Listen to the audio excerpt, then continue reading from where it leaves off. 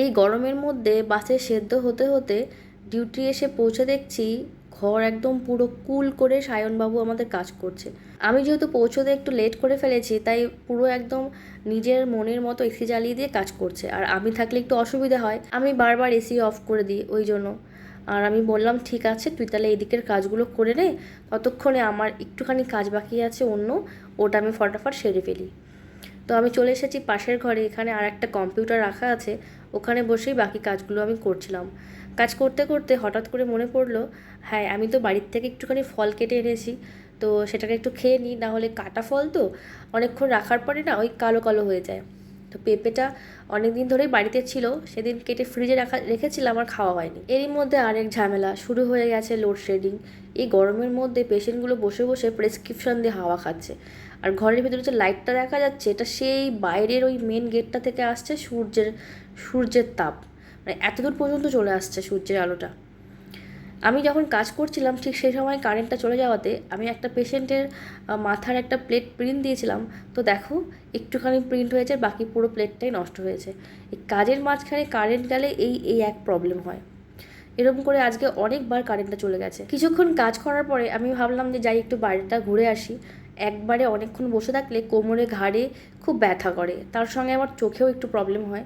তো বাইরে গিয়ে জাস্ট ওয়েদারটা তোমরা দেখো, পুরো নীল আকাশ আর সূর্যের সেই তাপ, বাপরে বাপ! এই তাপে যারা মাঠে কাজ করছে আমি জানি না তাদের কি কন্ডিশন হচ্ছে।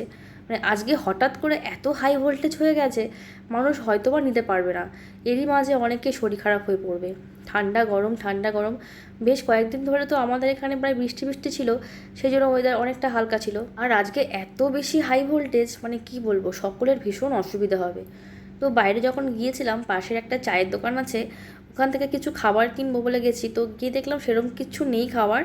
এই হাতের কাছে এই পপগুলো পেয়েছি, 5 টাকা করে পিস নেয় এগুলো। আর এগুলোর ভেতরে না ওই একটা মিষ্টি মিষ্টি একটা জিনিস থাকে, তো তার জন্যই খেতে ভালো লাগে। আর চায়ের সাথে হলে বেশি ভালো হতো, কিন্তু এখন যেহেতু দুপুরবেলা, তো সেই জন্য আমি আর চাটা নিইনি। গরমের মধ্যে না সব কিছু আবার খেতেও ভালো লাগে না, একটুখানি টক টক এসব জিনিসই খাবার খেতে ভালো লাগে। তো বাড়ি থেকে আমি সেরকম কিছু একটা খাবার নিয়ে আসিনি আজকে। তো এই জন্যই, তাছাড়াও এতটা সময় ধরে কাজ করতে হয়, তো তো কিছু না কিছু খেতেই হয়। তার মাঝখানে দেখে পেশেন্ট পার্টিরা আবার হয়ে গেছে একটুখানি গন্ডগোল, নামের সঙ্গে মিলছে না। নাম মিলছে তো তার সারনেম মিলছে না।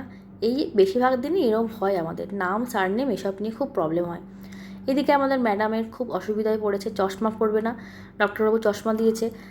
এক টাইপের চোখগুলো হয় না, স্মোকি স্মোকি, ওই লেন্সটা পরবি, খুলে রাখবি স্নানের সময় কোনো সময়। হ্যাঁ, কাঁচা লঙ্কাটা যে গন্ধ বেড়েছে না। পেশেন্ট তো মোটামুটি সবই কমপ্লিট। তারপর বসে গেছি কাঁচা মিঠে আম খেতে। রূপালী ম্যাডাম বাড়ির থেকে নিয়ে এসছে কেটে কুটে, লঙ্কা লবণ সবই নিয়ে আসছে। এবার শুধু মেখে মেখে খাওয়ার পালা। আর কয়েকদিন এরপর তো আর কাঁচা আম পাওয়া যাবে না। আবার দুজন পেশেন্ট চলে এসছে। এবার তাহলে আমি স্ক্যানটা ফটাফট করে নিই। তোমাদের সঙ্গে দেখা হচ্ছে পরের একটা ভিডিওতে। ততক্ষণের জন্য সকলকে টাটা।